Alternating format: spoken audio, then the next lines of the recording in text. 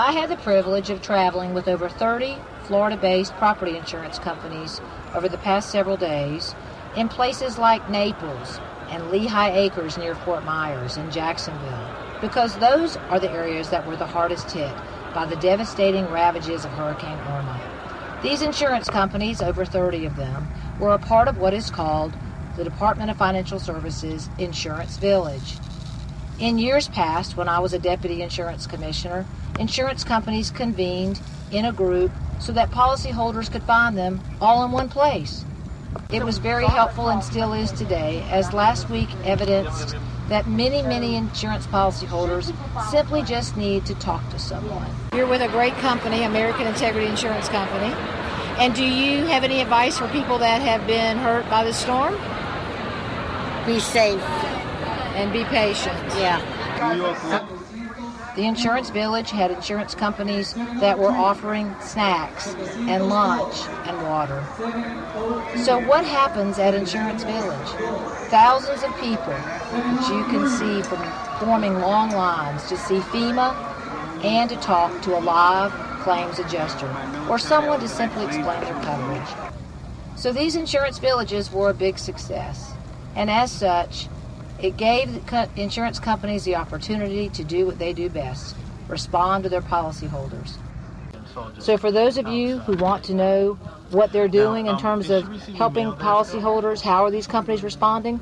I even attended a class of smart, very smart adjusters who want to learn more about the technology and ways that they can help the policyholder.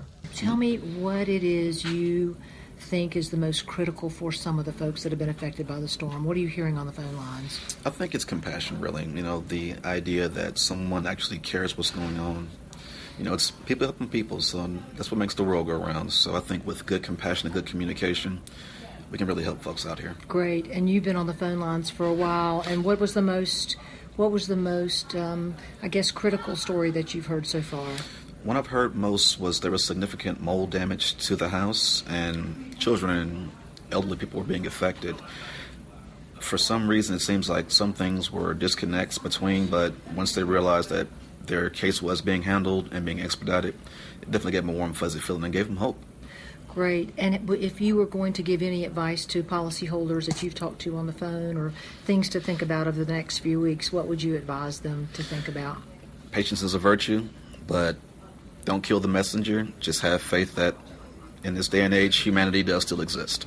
But sometimes, no matter how hard we try, bad actors still take advantage of the vulnerable.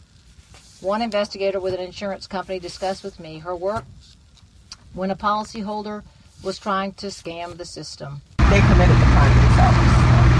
They falsified the receipt. And there was no one there influencing them or saying you get free money? They did have a public adjuster, which he tried to say the public adjuster was aware. The public adjuster denies any knowledge. Fraud is bad for everyone. We've all got to try to stop it. So the travels that I had this week made me even more proud of the insurance companies that serve the almost 6 million Floridians in our state. And as a former regulator, I salute each and every one of them, and I hope to talk to you about what you've learned after the devastating storms of Hurricane Irma.